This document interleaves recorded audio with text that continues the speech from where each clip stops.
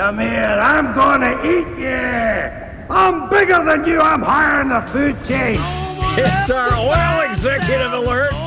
You know, Rex Tillerson, the former CEO of ExxonMobil, bore an uncanny resemblance to Mike Myers' fat bastard character. It's incredible. The Times-Picayune reported last week. Now, pay attention to this. This may be the big story that the entire media is completely missing.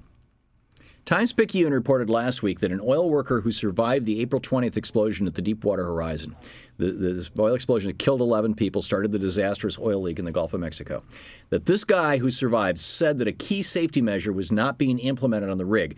Lawyer Scott Bickford said that his client, we don't know the name of the oil worker, claimed that a column of mud, which is supposed to keep the oil in the ground, that a column of mud was being removed from the exploratory well before it was sealed with a top cement cap, a move he described as, quote, human error that may in turn have failed to prevent the deadly explosion.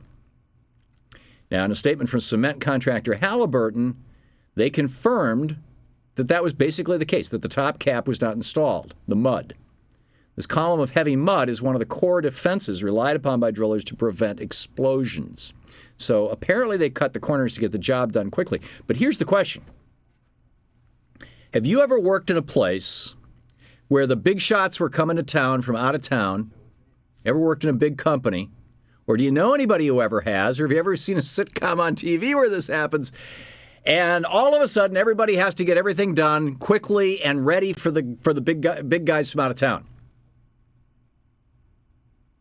Everything, it's like things get stuffed under, everybody's desk gets cleared, but they don't actually organize the papers. They just stuff them on, underneath the desk on the floor.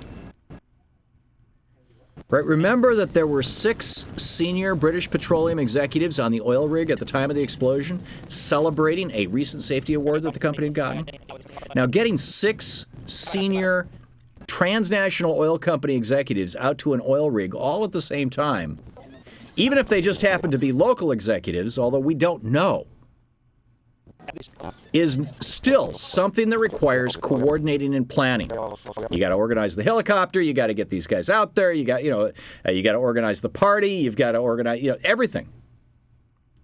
What if the drillers in Halliburton were told that the executives were going to be there on April 20th for the party, say a week or two before, and they were running a little behind because everything always takes longer than you think it will. And therefore, they had to hurry up to get the job done. And therefore, they skipped the time-consuming step of pumping that mud plug down into the well and instead went straight to the cementing process,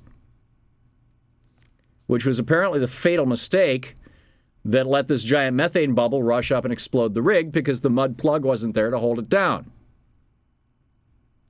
Was this entire disaster conceivably, and this is the question that nobody in Congress asked yesterday and I kept waiting for, was this entire disaster the reason, and I hope some good investigative journalist will get on this, was this entire disaster the result of a hurry up because the big shots were flying out by helicopter and the riggers had to get things done stat? Who were these 6 executives? How far out was their visit planned?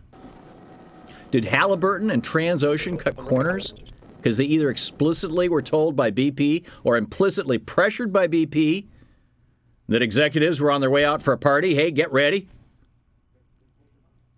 Why is nobody talking about who these 6 executives were, where they came from, how this party got organized, and why it was happening the day this thing blew up? And also, why is nobody talking about about the lives of the family and stories of the 11 workers who were not the 6 executives who died in the rig explosion? Inquiring minds want to know.